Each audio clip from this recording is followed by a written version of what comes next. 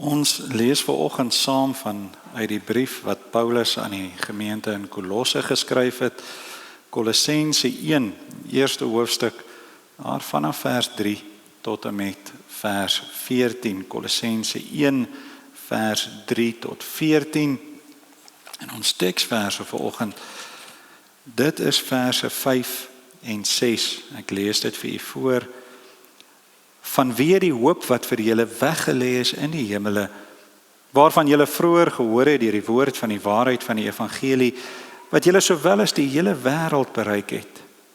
En dit dra vrug, net soos onder julle ook van die dag af dat julle dit gehoor het en die genade van God in waarheid leer ken het. Daardie 2 verse, ons teksverse, maar voordat ons die hele gedeelte dan saam lees, kan ek vra dat ons eers sal stil raak. Dit is so, ons bly altyd afhanklik van ons Here wanneer ons sy woord nader. Daarom is dit ook net reg dat ons eers sal bid voordat ons daaruit lees. Vra broers, kom ons staan en as gemeente kom ons bid saam.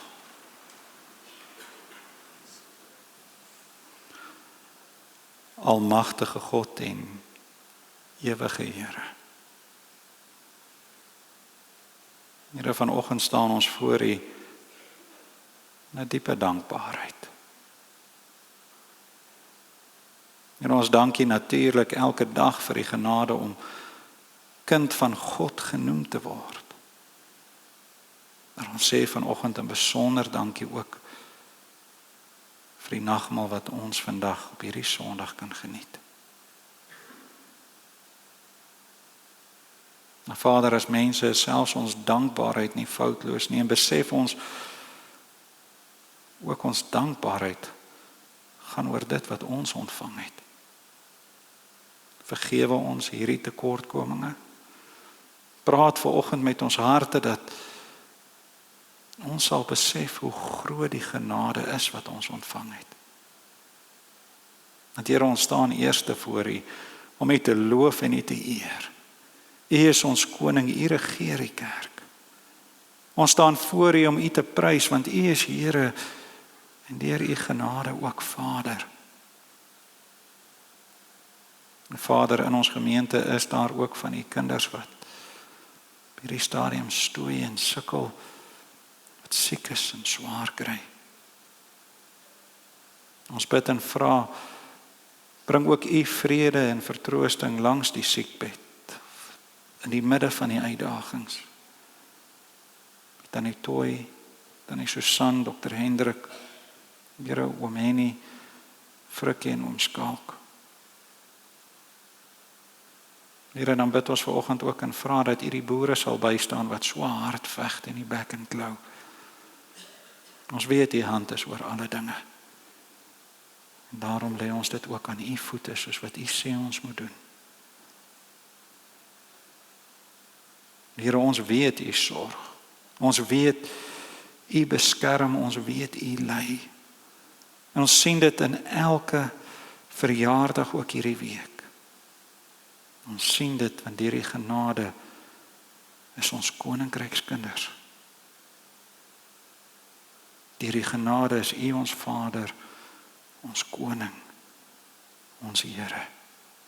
U kom toe alle lof, alle heerlikheid tot in ewigheid. Amen.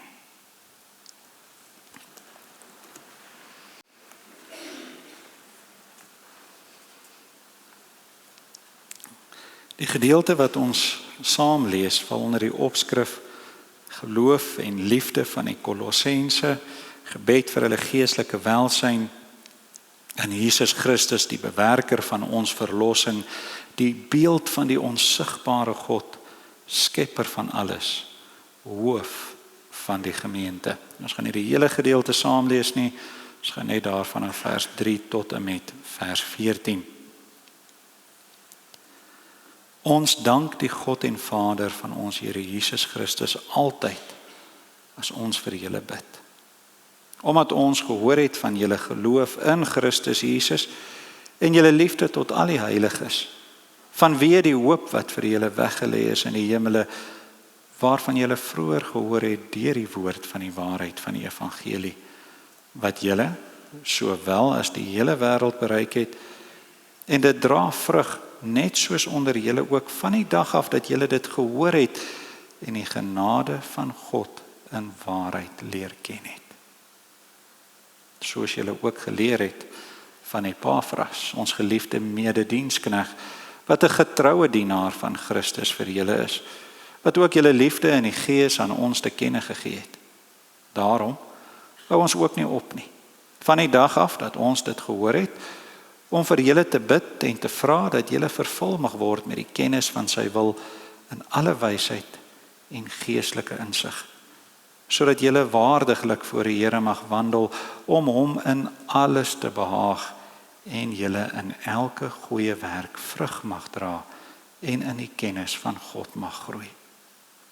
En met alle krag bekragtig word volgens die mag van sy heerlikheid tot alle lydsaamheid en lankmoedigheid met blydskap. En die Vader mag dank wat ons bekwaam gemaak het om deel te hê aan die erfdeel van die heiliges in die lig.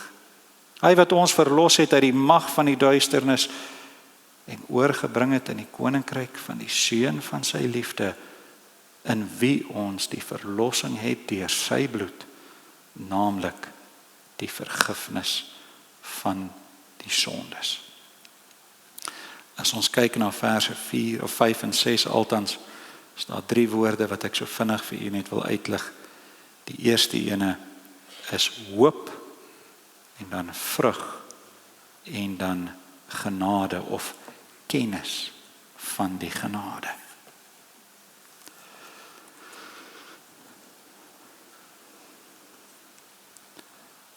Wie is ek? Wie is ons? Wie is ons as 'n kerk? As kerk? Wie is ons as gemeente? Wie is ons as kinders van God? Dit, broers en susters, is die vraag wat Paulus antwoord in die gedeelte wat ons vanoggend saam gelees het. Soos ons mekaar gesê het, hy skryf hier aan die gemeente in Kolosse, en hy begin deur dankie te sê aan die Here. En dis presies ook wat ons moet doen wanneer ons voor krisisse te staan kom, wanneer ons met die verlede gekonfronteer word of die onsekerheid van die toekoms binnegaan. Ons begin deur die Here te dank vir wie ons is. So wie is ons? Paulus gaan dan oor en skryf die volgende gedeelte, dit wat ons teksverse insluit, in die vorm van 'n gebed. Hy skryf die antwoord bidend. En hy bid dat die Kolossense nooit sal vergeet wie hulle is nie. En dan noem hy die dinge wat hulle moet onthou. In effek skryf Paulus aan hulle, onthou wie julle is. En dan beskryf hy vir hulle wie hulle is. Vers 5. Vanweë die hoop wat vir julle weggelê is in die hemele, waarvan julle vroeër gehoor het deur die woord van die waarheid van die evangelie. Paulus skryf heel eerste, kinders van God is mense met ware hoop. Vanweë die hoop wat vir julle weggelê is in die hemele. Nou dit is baie interessant om te sien hoe God beskik het hoop in die Bybel vir ons beskryf moet word. Veral in die Ou Testament, waar die mense nog geleef het met die hoop van die Messias wat nog moes kom. Die redder wat nog nie gekom het soos wat beloof is om hulle te bevry nie. En weet jy, daar vind ons 'n besondere prentjie van hoe die hoop uitgebeeld word. Gary Bester skryf in 'n artikel dat die Hebreëse taal, die taal waarin die grootste deel van die Ou Testament natuurlik geskryf is, 'n beeldende taal is waarmee God 'n helder prentjie vir ons skets, sodat ons sy hart, sy verlossingsplan kan verstaan. En die Hebreëse woord wat vir hoop gebruik word, is 'n kort woordjie, maar beteken so baie. Die woordjie is tikwa, net dit, tikwa. En dit beeld vir ons 'n koord uit, 'n tou uit, wat saamgevleg, saamgeweef is. So dit beskryf nie iets abstraks of iets buite ons bereik of 'n konsep wat ons nie kan verstaan nie. Dit skets vir ons 'n konkrete prentjie van hoop. Dit sê vir ons hoop is soos 'n tou waaraan ons kan vashou. Maar daar is soveel meer nog verskuil in hierdie woordjie. Want tikwa is nie enige tou of enige koord nie.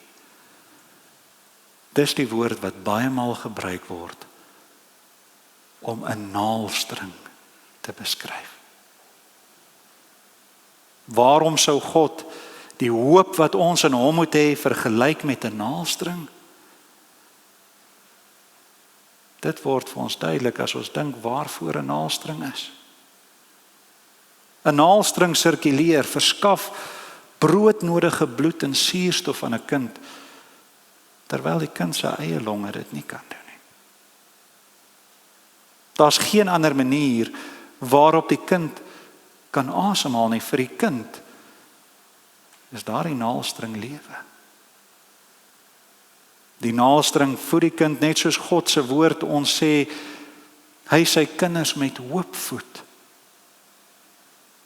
Die naalstring verwyder al die onsuiverhede uit die groeiende kind, soos die woord ons leer, sy woord ons soos water reinig.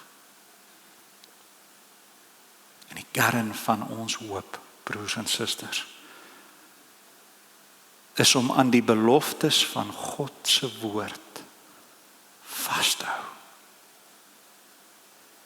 Want dit is vir ons lewe soos wat 'n naalstring vir 'n ongebore baba is. Die enigste ding wat ware hoop, ewige hoop in hierdie lewe behels, om aan sy beloftes vas te hou met alles wat ons het. Dis waaraan Paulus die gelowiges herinner as hy vir hulle in hierdie brief bid.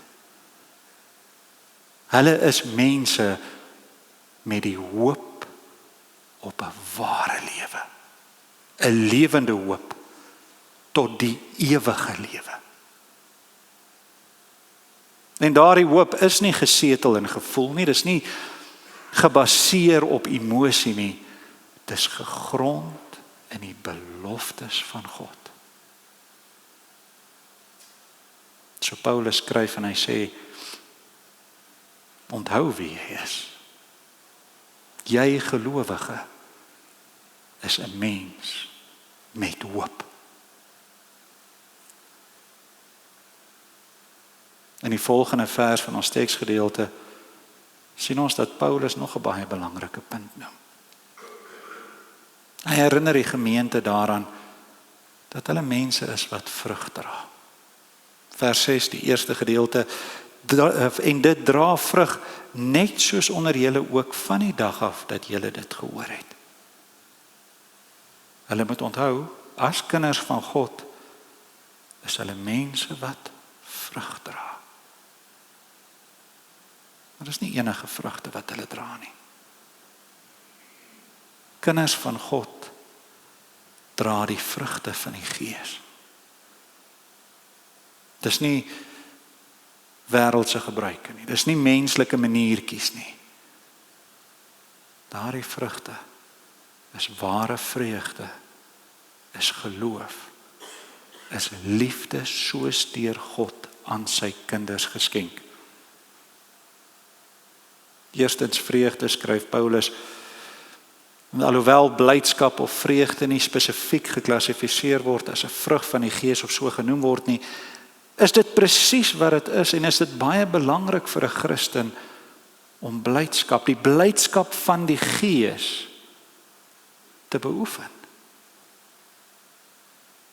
Daardie vreugde beskerm ons teen versoeking. Dit verander ons lewe in 'n fees. Nehemia 8 vers 11, verder het hy vir hulle gesê, gaan eet lekker spys en drink soetdranke en stuur porsies aan hulle vir wie niks berei is nie, want hierdie dag is heilig aan ons Here. Hoor hierdie laaste stukkie van die versie, wees dan nie bedroef nie, want die blydskap in die Here, dit is julle beskutting. Blydskap, vreugde in die Here, is julle beskutting. Ware vreugde. Al die dae van die bedrukte is sleg, maar die vrolike van hart het gedurig deurvee. Spreuke 15 vers 15. In Hebreërs 1 vers 9, u het geregtigheid lief gehad en ongeregtigheid gehad. Daarom het, o God, u gesalf met vreugdeolie bo u metgeselle. Ware vreugde as vrug. Ware vreugde as beskutting. Die tweede vrug noem Paulus die geloof. En daardie geloof sluit aan by ons eerste punt as die koord van ons hoop, want geloof is om met jou hele menswees, jou bestaan op God alleen te vertrou. Ek het so 'n mooi verduideliking van die geloof eendag gelees. Persoon beskryf dit, geloof is soos wanneer jy jou been gebreek het en jy jou arm om iemand anders tussen nek en skouer slaan sodat hy jou kan help om te loop. Wat gebeur die oomblik as jy los? Jy sak in pyn in mekaar. Geloof is die arm wat ons uitsteek om aan Christus vas te hou. Hy wat ons laat staande bly in ons pad deur hierdie lewe. Efesiërs 2 vers 8 en 9. Want uit genade is julle gered deur die geloof en dit nie uit julleself nie. Dit is die gawe van God, nie die werke nie, sodat niemand mag roem nie. Spreuke 3 vers 5, vertrou op die Here met jou hele hart, steun nie op jou eie insig nie. Geloof. Vreugde, geloof en liefde. Dis die drie vrugte. Liefde is 'n kenmerk van die hemelse lewenswyse.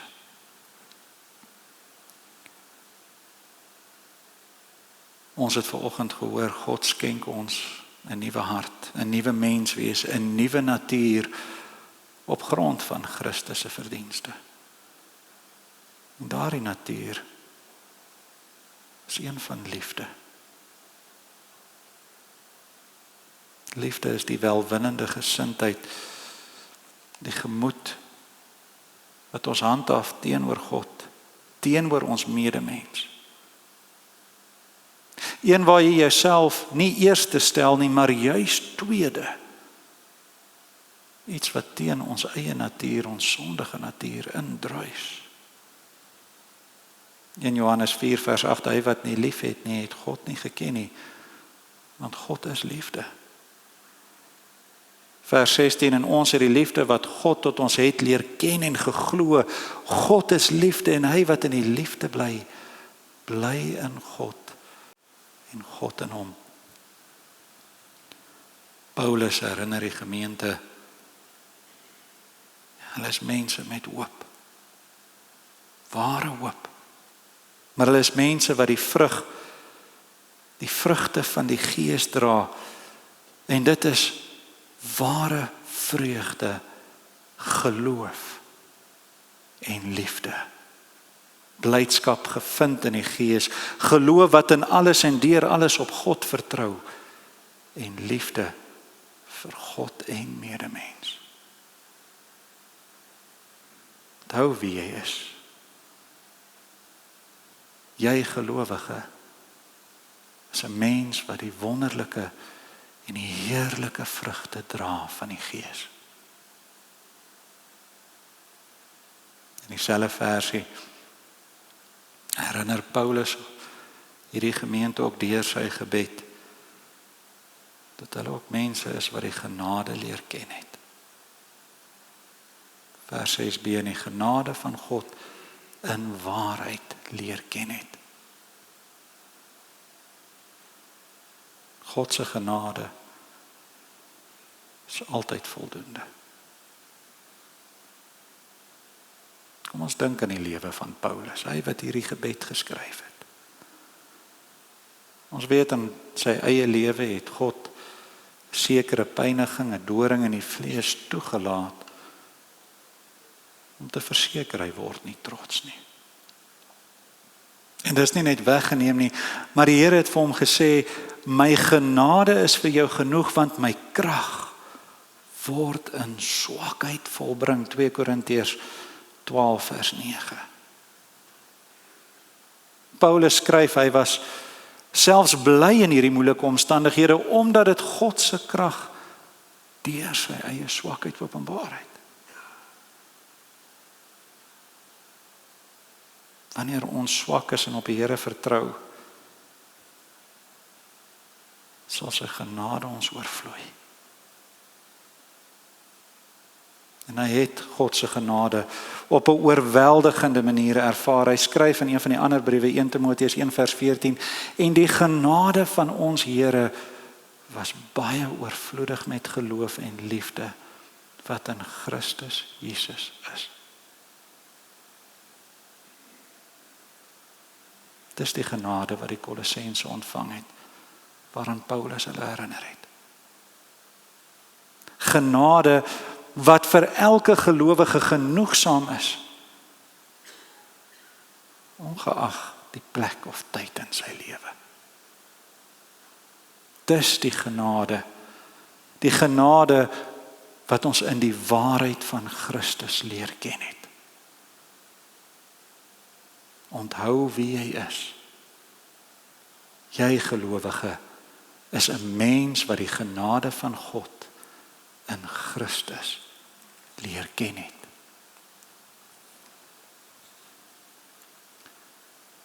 Nou, een van die kenmerke, broers en susters, van die nagmaal, soos wat u ook agter op die blaadjie sal sien, as u die pragtige samevatting daar later lees, is die nagmaal is 'n gedagtenismaaltyd. En dit beteken dat wanneer ons die tekens gebruik, ons aan sekere goed dink en ons sekere goed moet onthou. Ons word vanoggend opnuut bemoedig, net soos wat Paulus die gemeente in Kolosse in gebed bemoedig het. Hulle vermaan het om te onthou wie ons is.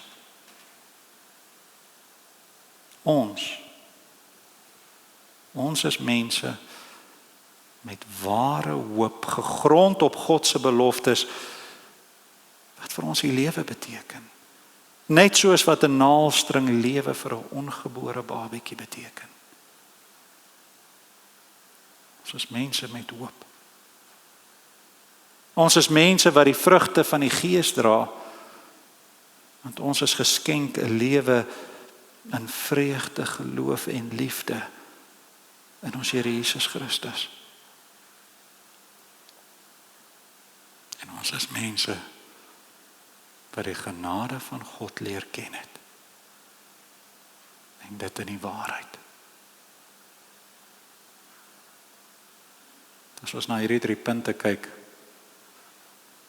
kan ons nie anders as om te besef, ons staan nie sentraal nie. Ons staan beslis nie in die middel van hierdie 3 punte nie. Want wie ons is, word nie bepaal deur onsself nie. Dit is bepaal deur die vervulling van God se beloftes waardeur hy genade aan ons geskenk het in Christus Jesus, waarvan die vrugte van die Gees as bewys dien. Ons moet onthou wie ons is, deur te onthou wie ons Here en God is. Ons moet onthou wat hy vir ons beloof het, wat hy vir ons gedoen het, wat dit hom gekos het, en wat dit vir die toekoms beteken.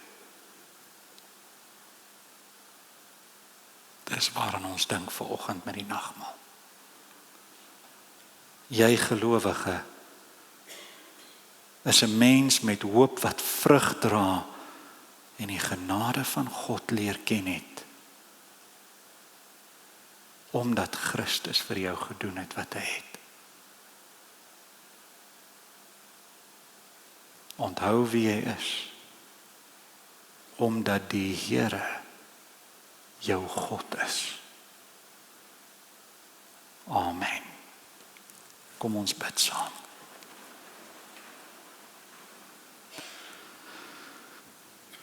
Almagtige God, groote God, ewige God, enigste God en Here. U is die Alfa en die Omega, die begin en einde van alle dinge. U is Skepper, onderhouer, koning, regter, verlosser. Daarom dis aan U wat ons vanoggend lof en ere bring. Dis voor U wat ons buig in aanbidding. Dis op U wat ons vertrou, waarin ons glo.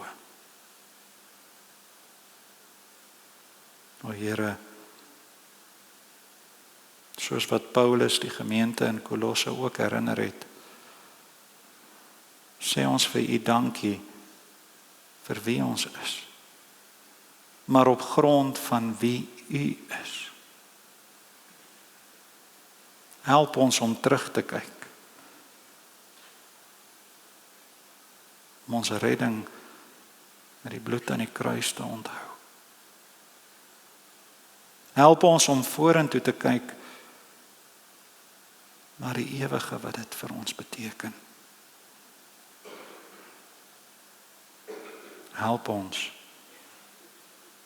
om op te kyk na U, ons Here en ons Vader, ons Herder, ons Verlosser. Dankie, o Here, vir die werklikheid wat U vir ons geskenk het, 'n lewe met ware hoop, 'n lewe wat vrug dra deur die Gees. Ja, Here, 'n lewe wat ons beslis nie vir 'n oomblik verdien nie, en daarom ook 'n lewe waarin ons U genade leer ken het. Mag dit wees waarin ons ook dink wanneer ons saam hierdie tekens gebruik, en mag dit ook wees tot verheerliking van die heilige naam. Amen.